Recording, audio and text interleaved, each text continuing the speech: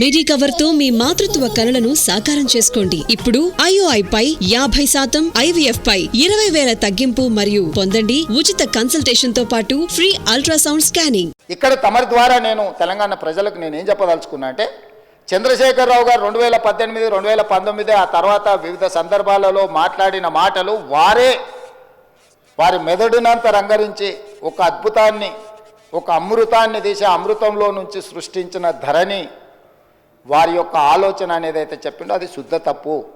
2010 సంవత్సరంలోనే IL&FS company ఈ విధానాన్ని ఒరిస్సా ప్రభుత్వానికి చేరవేస్తే, ఒరిస్సా ప్రభుత్వం వాళ్ళ కాంట్రాక్ట్ ఇస్తే 4 సంవత్సరాలు నిర్వహించిన తర్వాత క్యాగ్ నివేదిక 100% తప్పు పట్టింది. ఈ లోపభూయిష్టమైన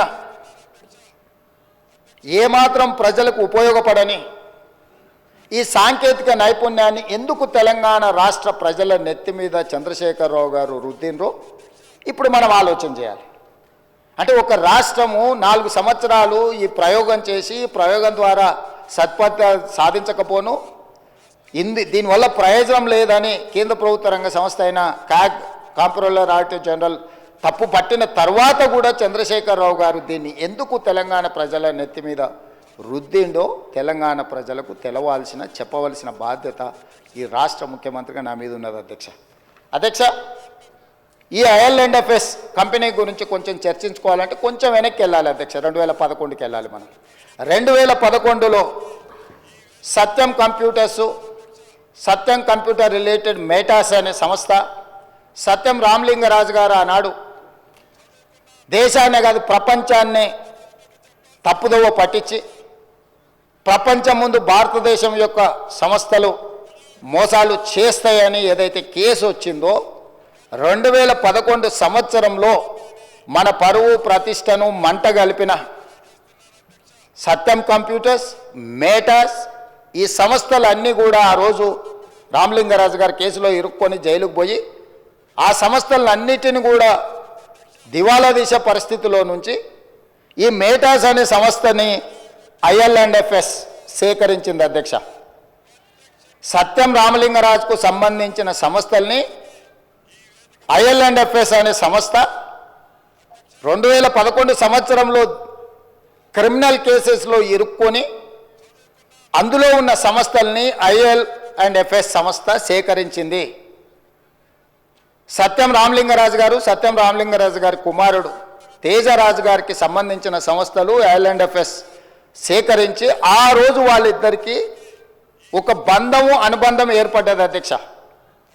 ఆ అనుబంధంతో కొనసాగింపులో భాగంగా 2018 సంవత్సరంలో IL&FS సంస్థ గాదే శ్రీధర్ రాజుకు సంబంధించిన ఇంకొక సంస్థ, వీళ్ళందరూ జాయింట్ వెంచర్ కింద తెలంగాణ రాష్ట్రం ఇద్దామనుకున్న ధరణి పోర్టల్ టెండర్లో భాగస్వామ్యం తీసుకున్నారు అధ్యక్ష. 2018 సంవత్సరంలో తెలంగాణ రాష్ట్ర ప్రభుత్వం portal development and maintenance and control కోసం 2018లో టెండర్ పిలిచింది అధ్యక్ష. ఈ టెండర్ ప్రక్రియలో భాగంగా IL&FS అదేవిధంగా గాదే శ్రీధర్ రాజుకు చెందిన ఈసెంట్రిక్ అదేవిధంగా విజన్ ఇన్ఫోటెక్ కంపెనీలు సంయుక్తంగా కాంట్రాక్టు సాధించుకున్నాయి. యువరాజుకు అత్యంత సన్నిహితులు ఎవరో తమరికి తెలుసు అధ్యక్ష. యువరాజు వెనకాల ఉండి ముందల గాదే శ్రీధర్ రాజు వెనకాల సత్యం మేటాస్ కంపెనీలను చేపట్టిన IL&FS సంస్థను ముందలబెట్టి టెండర్లో భాగస్వామ్యం చేసి ఆ పని దక్కించుకున్నారు అధ్యక్ష. ఈ 2017 సంవత్సరంలోనే ఈ IL&FS సంస్థ దివాలా తీయడమే కాకుండా క్రిమినల్ కేసులలో వీళ్ళు కూడా ఇరుక్కున్నారు అధ్యక్ష.